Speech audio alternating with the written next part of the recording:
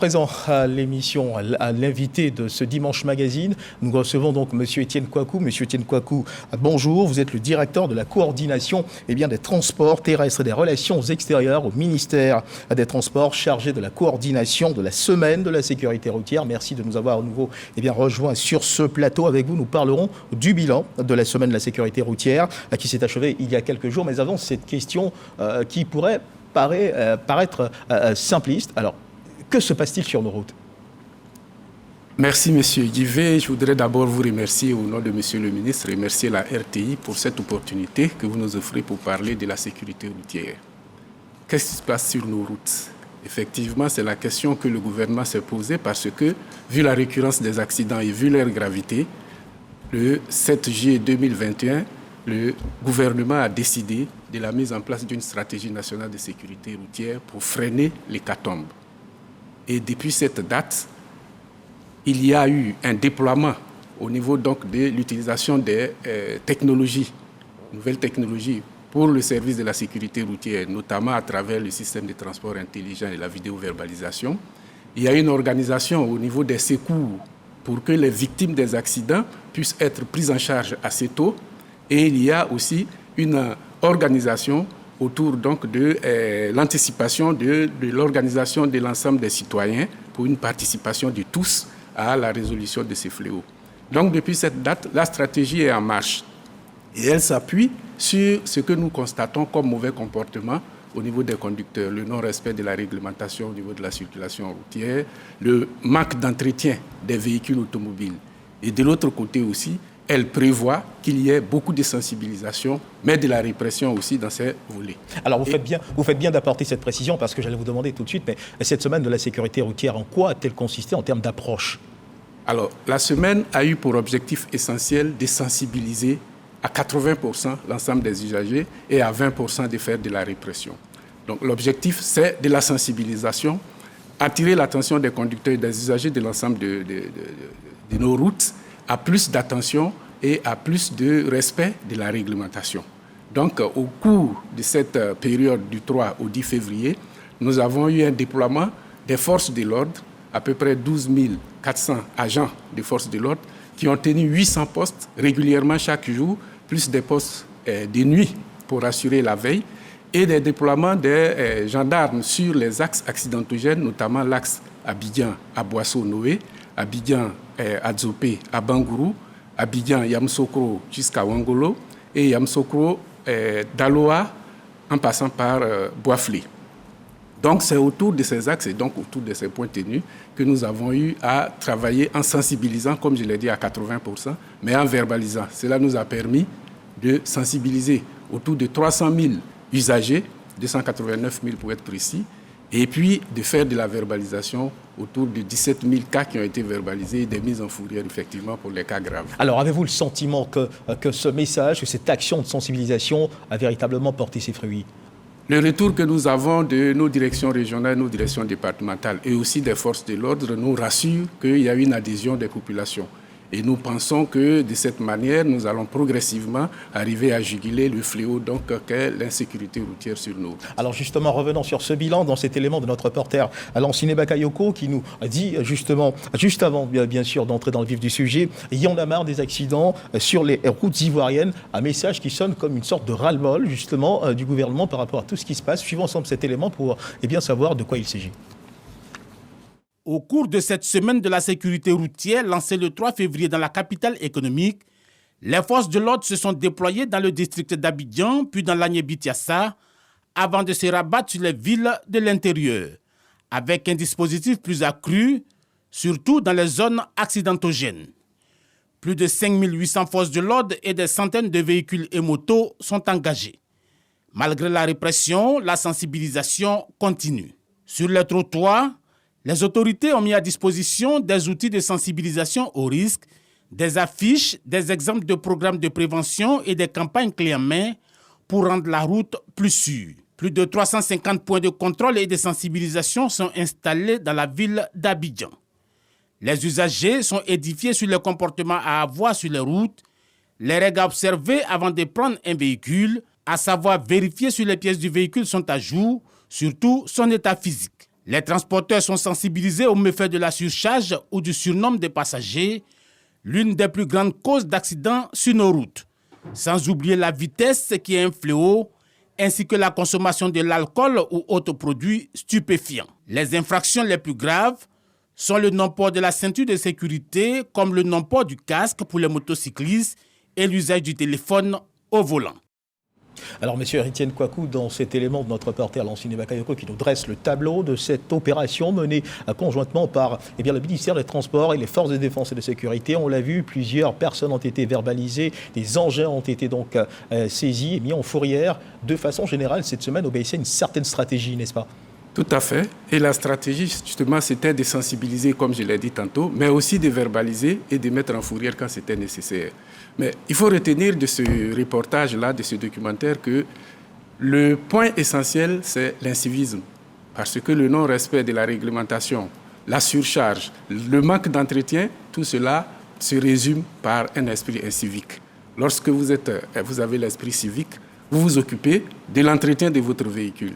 Et c'est ce que nous déplorons malheureusement, que beaucoup de personnes, malheureusement, n'ont pas cet esprit civique et donc manquent de réactivité par rapport donc à l'entretien de leur véhicule, par rapport au respect des règles de circulation et de toute façon, la conséquence, c'est ce que nous venons de voir dans le documentaire, beaucoup d'accidents avec des tués malheureusement que nous déplorons. Vous l'avez annoncé dans votre introduction, 1050 tués en 2022. Et là encore, nous avons connu une baisse par rapport aux années antérieures parce que les 5 dernières années, on était autour, en moyenne, à 1500 tués par an. Et donc, grâce à la stratégie nationale de sécurité et l'utilisation des TIC, parce qu'il faut reconnaître que dans le Grand Abidjan, où la vidéo-verbalisation a été déployée, nous avons connu une baisse des accidents de près de 33%. Des tués. On a beaucoup des accidents de près de 33%. Donc, le souhait aujourd'hui, c'est que cette vidéo-verbalisation se déploie sur les grands axes accidentogènes que je venais d'énumérer, mais aussi sur les axes interurbains où il y a une grande fréquentation de véhicules. Alors, dans certains reportages, bien sûr, de nos reporters, on a pu voir l'implication des transporteurs à vos côtés dans le cadre de cette sensibilisation. En quoi a consisté leur implication véritable ? Seulement porter le message ou aller au-delà, justement, de cette sensibilisation, d'inviter leurs condisciples, justement, à rentrer dans les rangs ? Les transporteurs nous ont beaucoup aidés, ils ont apporté un grand appui à cette sensibilisation parce que leur message passe beaucoup plus auprès de leurs collègues. Et donc, ils se sont déployés dans les gares routières auprès des organisations syndicales qui sont de leur ressort pour les entretenir, pour les sensibiliser effectivement au respect des règles de circulation. Et c'est dans leur intérêt parce que des véhicules entretenus, des conducteurs qui se comportent bien, c'est leur matériel de travail qui est protégé. Et donc, c'est leurs affaires qui peuvent prospérer. Donc, les transporteurs, le Haut Conseil particulièrement, ont pris une grande part dans cette organisation-là et dans cette opération. Alors, et nous les remercions au nom de M. le ministre. Ah d'accord, alors permettez-moi d'insister parce que les transporteurs, beaucoup les accusent d'être bien à la base de ces nombreux accidents de la route enregistrés chaque jour. Cette implication est une façon pour eux de tenter d'apporter la contradiction à ce jugement de valeur qui pèse contre eux. Je crois que quand on regarde les statistiques, on se rend compte que les transporteurs, notamment les autocars et les minibus, ne sont pas ceux qui sont à la base des tuyaux pendant les accidents. Ils représentent 23% à peu près, alors que les véhicules particuliers représentent autour de 24%. Vous voyez déjà la différence. Donc, comme chez eux, souvent les accidents sont spectaculaires et il y a beaucoup de dégâts à la fois. Ça attire beaucoup plus l'attention, mais quand on regarde les statistiques, ils ne sont pas. Mais je ne le dis pas pour les détourner parce que même un seul tué, pour nous déjà, c'est une inquiétude. Donc, parce qu'ils sont à 23% que les autres à 24%, ils ne sont pas donc à tolérer. Ils doivent faire des efforts pour que de 23% qu'ils sont, ils descendent à 5%, 10%. Les responsabilités sont donc partagées. Ah oui, les responsabilités, c'est pourquoi tout à l'heure j'ai parlé de l'engagement citoyen. Nous sommes tous responsables de ce qui se passe sur la route. Et donc, à tous les niveaux, nous devons nous engager. Quand je dis tous responsables, même quand on n'est pas propriétaire d'un véhicule et qu'on a un enfant, parce qu'aujourd'hui, on a remarqué que les jeunes de 18 à 35 ans et les utilisateurs des 2 roues et des 3 roues sont beaucoup parmi les victimes de ces accidents-là. Donc, quand un parent voit son fils sortir sans son casque, il doit l'interpeller. Nous sommes tous responsables et c'est cet engagement citoyen. Et cette semaine de la sécurité routière n'est pas la dernière, d'autres suivront, n'est-ce pas ? D'autres suivront parce que le gouvernement a décidé que chaque mois, sur tout le reste de l'année 2023, du 3 au 10 donc de chaque mois, que nous organisions cette semaine de la sécurité routière pour sensibiliser, pour que au bout de 2023, nous arrivions au moins à une baisse de 25% au moins, sinon de 50%. Des nombres de tués sur nos routes. Peut-on dire que de façon générale, l'opération a rencontré l'adhésion des populations? Absolument. Absolument, comme je l'ai dit tantôt, le retour que nous avons, les automobilistes sont très réjouis, en tout cas pour ce qui s'est passé et pour ce que nous avons eu comme retour. Il y a une adhésion de l'ensemble des populations, y compris ceux-mêmes qui ne sont pas automobilistes. Et occasion pour ceux qui ne sont pas en règle de le faire? Occasion tout à fait de se mettre en règle. Qui ne sont pas en règle de le faire, parce que c'est ça le but. C'est pourquoi on a dit 80% de sensibilisation, parce que le tout n'est pas une répression. Donc les amener à se mettre en règle. Nous aurons l'occasion à la prochaine édition de voir si effectivement ils ont pris conscience de cela et qu'ils se sont mis en règle. Alors monsieur Étienne Kouakou, on ne saurait vous avoir sur ce plateau sans faire allusion au permis à points qui rentre en vigueur à partir du 1er mars. Le permis à points qui est une source de frayeur pour nombre d'automobilistes. Ont-ils raison d'avoir peur de ce permis à points? Je voudrais les raisons? Ils n'ont pas du tout raison et je voudrais les rassurer parce que c'est notre devoir aussi de les rassurer pour dire que le permis à points n'est pas fait contre quelqu'un, contre les intérêts de quelqu'un. Le permis à points vient bien au contraire, comme je l'ai dit tantôt, en ce qui concerne les automobilistes, les propriétaires des véhicules, garantir la vie de leurs véhicules parce que leurs conducteurs, leurs chauffeurs feront désormais plus attention. Et on va, in fine, donc arriver à une autodiscipline des conducteurs qui fera que chacun d'entre nous prendra soin de son permis en faisant attention pendant qu'il circule aux règles de circulation. Alors, monsieur Étienne Kouakou, dernière question. Dans cette dynamique de lutte contre l'incivisme, quelles sont les perspectives du ministère des Transports? Alors, au regard de ce qui s'est passé, la remontée des infractions récurrentes que nous avons constatées, qui sont notamment la mauvaise qualité des roues, des roues défectueuses. Vous avez vu ces derniers temps, la plupart des accidents qui nous sont signalés, ce sont des sorties de route suite à des éclatements de roues. Donc ça, c'est une grande préoccupation. Depuis la chaîne de vente des roues, en passant par l'entretien chez les vulcanisateurs, il faudrait que nous ayons un regard là-dessus pour que le matériel utilisé pour ajuster les pressions soit des matériaux de qualité. Donc nous allons tenir compte de ces remontées des infractions récurrentes pour orienter les actions à venir.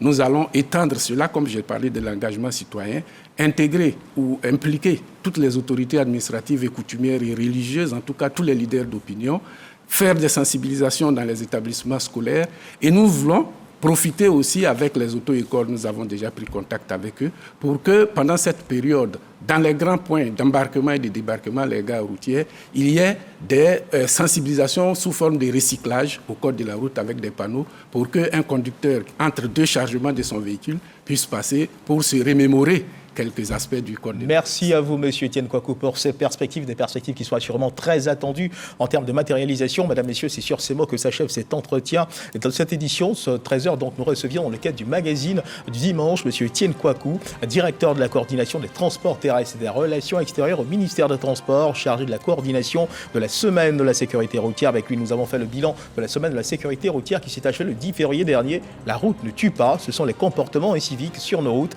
aidés de défaillances techniques qui emportent des vies et endeuillent des familles. Veillons donc au respect du code de la route.